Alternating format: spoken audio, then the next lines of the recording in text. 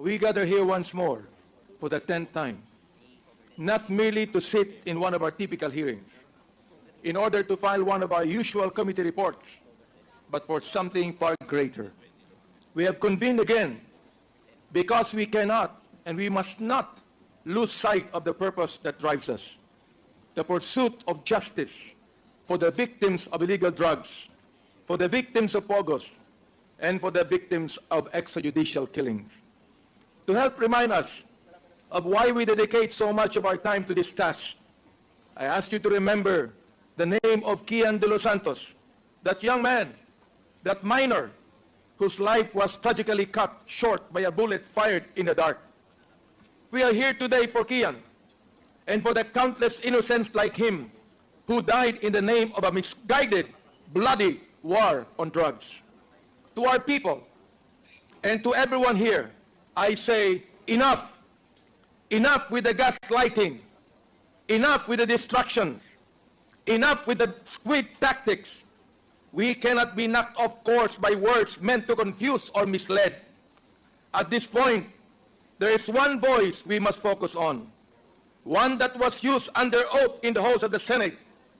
Last week, former President Duterte himself spoke before the Senate and the nation, and in his own words, took responsibility for the blood spilled in his war on drugs. He did not deny. He did not deflect. He admitted that he gave orders that directed our own police forces to encourage suspected criminals to fight back so they could be killed. Under oath, he told us this without shame and without remorse. This was not hearsay. This was not a speculation. This was a declaration from the man himself. He went further. Under oath, he admitted to the existence of the Davao Death Squad, an entity with a lethal mandate that was replicated around the whole country when PRRD was elected president in 2016. But the former president did not stop there.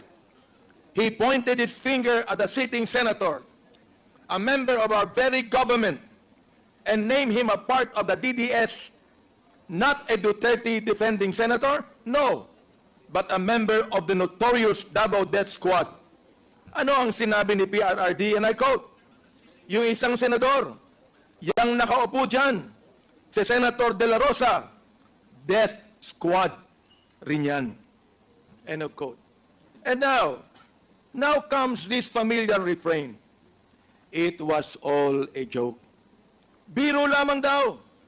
But I ask you, my friends and my colleagues, I ask you, who makes jokes under oath? Who laughs while mothers bury their sons? Who finds humor in this horror? This is no laughing matter. The lives lost, the grief that lingers, the blood spilled in our streets, these are not punchlines in a cruel joke. These are lives, young innocent lives taken from us. But perhaps we should not be surprised. Perhaps we should not be shocked that this sacred issue, the sanctity of life, is treated so trivially. For we have seen time and time again how human life has been cheapened, how easily these men speak of death, how casually they wash their hands off the blood of the innocent. As Proverbs 31 verse 8 and 9 reminds us, and I quote, "Open thy mouth for the dumb in the cause of all such as are appointed to destruction. Open thy mouth, judge righteously, and plead the cause of the poor and needy." End of quote. We are commanded to raise our voices for those who cannot speak, to seek righteousness for those who have been silenced, and to demand justice for those who have suffered unjustly. This, my friends, this is why we must not falter. This is why we must not rest, why we must not turn away. We have a responsibility, not only to the victims, but to our nation. We must continue this work, unyielding, unrelenting, uncompromising. Mga kasama, we have the statement of the former president. We also have testimony and evidence that corroborates what he said under oath. Now, we must hold to account those who have perpetrated these heinous crimes.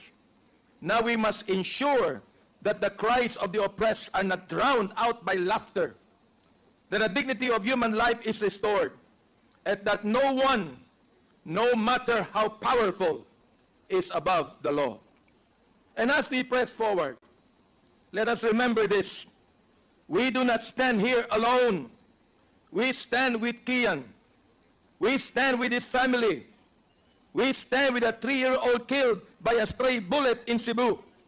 We stand with a 9-year-old killed in Caloocan, and the death certificate showed that he died of pneumonia. We stand with a tricycle driver gunned down just because a drug lord rode in his tricycle. Ladies and gentlemen, we stand with every victim of this dark and bloody campaign. The banality of evil must come to an end. We stand for those who cannot speak, for the voices that were silenced too soon. And we stand with the promise, the solemn vow, that we will do everything in our power to ensure this never happens in our country again. So with hearts full of resolve and eyes fixated on justice, let us continue this work. For if we are to be remembered, if the 19th Congress is to be remembered, let it be not for the jokes or the gaslighting, but for our dedication to the truth, our commitment to justice, and our compassion for those who suffered. Mga kaibigan, maraming salamat po sa inyo lahat. Thank you, Congressman Abante. The next to deliver his opening remarks is Congressman, the Chair of the Committee on Public Order and Safety, Congressman Dan Fernandez. Mr. Chairman, I have no opening remarks for today's hearing. Thank you so much, Mr. Chairman. Thank you. The next to deliver his opening remarks is the Chair of the Committee on Public Accounts, Congressman Paduano. You are recognized. Thank you, Mr. Chairman. Good morning, everyone. The Joint Committee has conducted 10 public hearings, and over the course of these proceedings, numerous witnesses have come forward, reinforcing suspicions of widespread abuses during the Duterte administration's war on drugs. Thus, a significant question has arisen regarding the safety of these witnesses and what they stand to gain from their cooperation. First and foremost, I want to put on record that telling the truth is its own reward.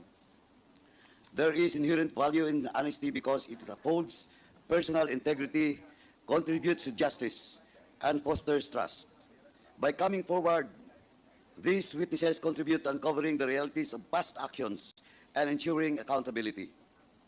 Their testimonies play a crucial role in strengthening the integrity of our institutions and promoting justice and transparency. Having said that, it is the obligation of the House of Representatives to ensure the protection and security of these witnesses. As a legislative body dedicated to uncovering the truth, the safeguarding justice, the House has a duty to support and protect those who come forward in good faith to share their testimony. The House recognizes the witnesses in sensitive inquiries may face threats, intimidation, or retaliation. As such, it is incumbent upon us to take all necessary measures to shield them from harm. Current laws does not grant the House of Representatives the authority to directly confer immunity from suit. However, we can recommend our witnesses for the Department of Justice Witness Protection Program, which offers both legal protection and additional support.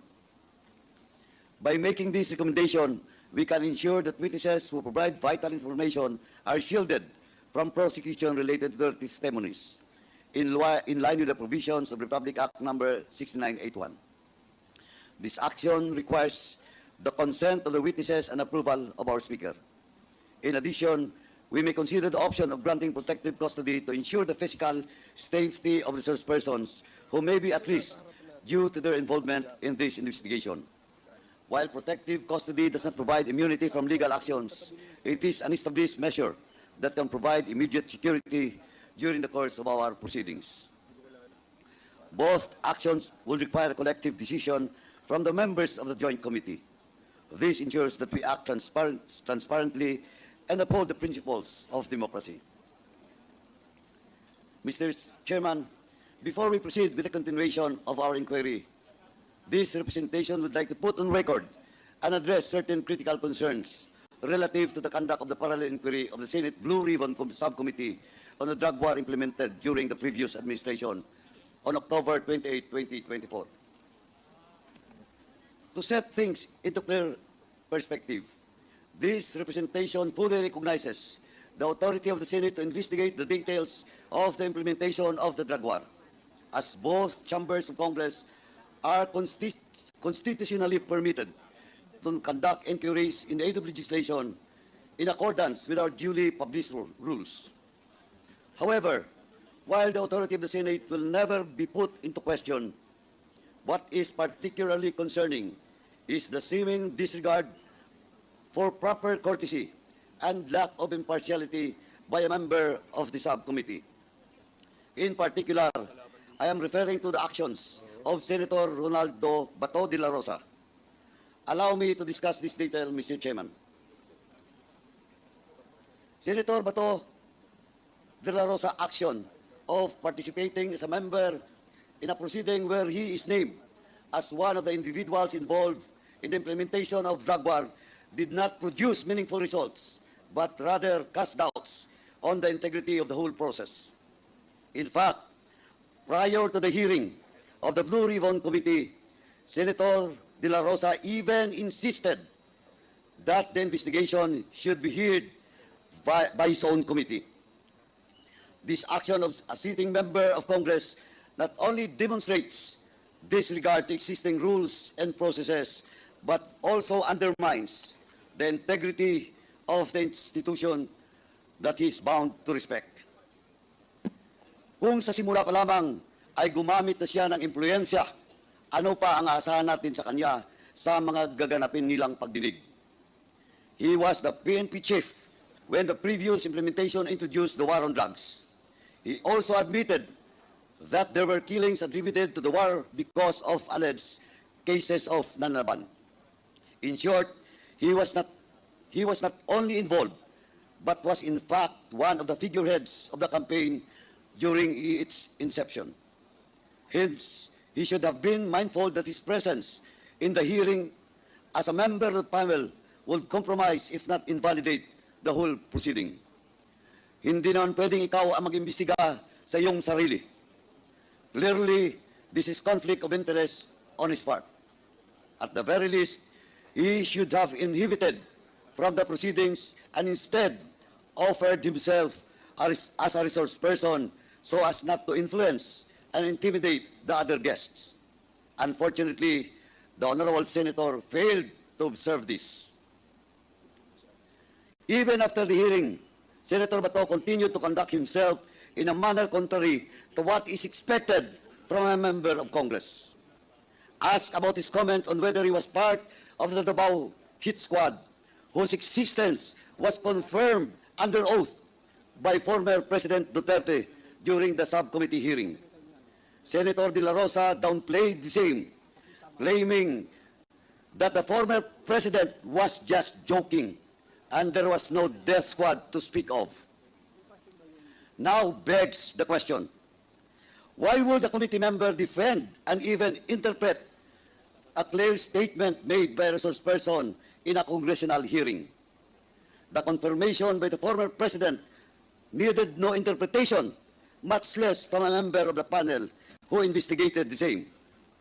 If you would ask me, it is as if the Honorable Senator came to the defense of the former president while seeking to exonerate himself from any liability.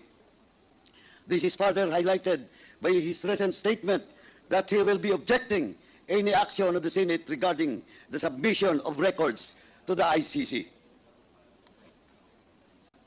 The Honorable Senator's recent actions are truly disappointing, Mr. Chairman. We are conducting these inquiries in order to fill the legislative gaps and address problems that necessitate immediate solution. In doing so, we also want to ascertain the truth about the abuses and other acts related to illegal drugs, POGOs, and EJKs. Mahirap man ang hamon sa atin na palabasin ang katotohanan. Sa palagay ko ay tatagumpayan natin ito. In closing, this representation wishes to remind our honorable senator to observe courtesy and fairness in conducting his official responsibility as a member of the Senate instead of resorting to other means so as to discredit the efforts